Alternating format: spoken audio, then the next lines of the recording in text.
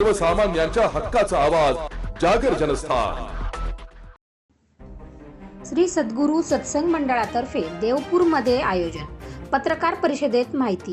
गुरुवाणी अमृत कलश ग्रंथाचा घरोघरी होणार प्रसार।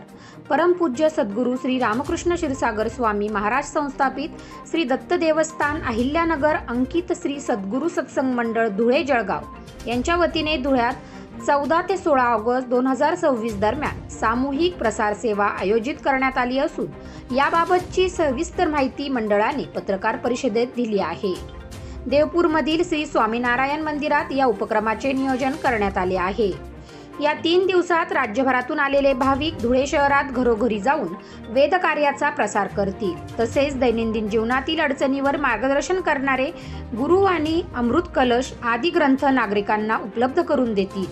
विशेष म्हणजे या कालावधीत दत्त मंदिर चौकातील श्री स्वामीनारायण मंदिरात परमपूज्य सद्गुरूंचे अधिष्ठान दर्शनासाठी ठेवण्यात येणार आहे। धुळेकरांनी घरी येणाऱ्या सेवेकऱ्यांचे विचार ऐकून सत्कार्यासाठी ग्रंथ खरेदी करावेत आणि स्वामीनारायण मंदिरात उपस्थित राहून अधिष्ठान दर्शनाचा अवश्य लाभ घ्यावा, असे आवाहन प्रसार सेवा अध्यक्ष रोहिदास पाटील आणि मंडळाचे अध्यक्ष गजानन बयाने यांनी केले आहे।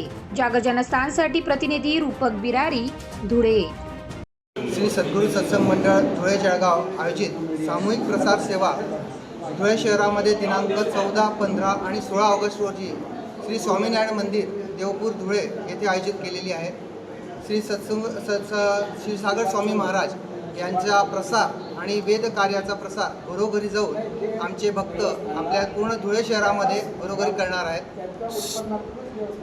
या कार्यासाठी पूर्ण महाराष्ट्रातनं विविध जिल्ह्यातनं देश आपल्या गावातनं विविध भक्तगण येणार आहेत, ते घरोघरी ही सेवा करणार आहेत। तर धुळेकरांना आव्हान की आपण सर्वांनी ते आलेल्या भक्तांना त्यांचं म्हणणं ऐकून घ्यावं आणि त्यांच्याकडे काही असे ग्रंथ असतील त्या ग्रंथातनं पण आपण ते ग्रंथ विकत घेऊन आपली जी दिनचर्या आहे ते आपण वेगवेगळ्या प्रकारे करू शकतो।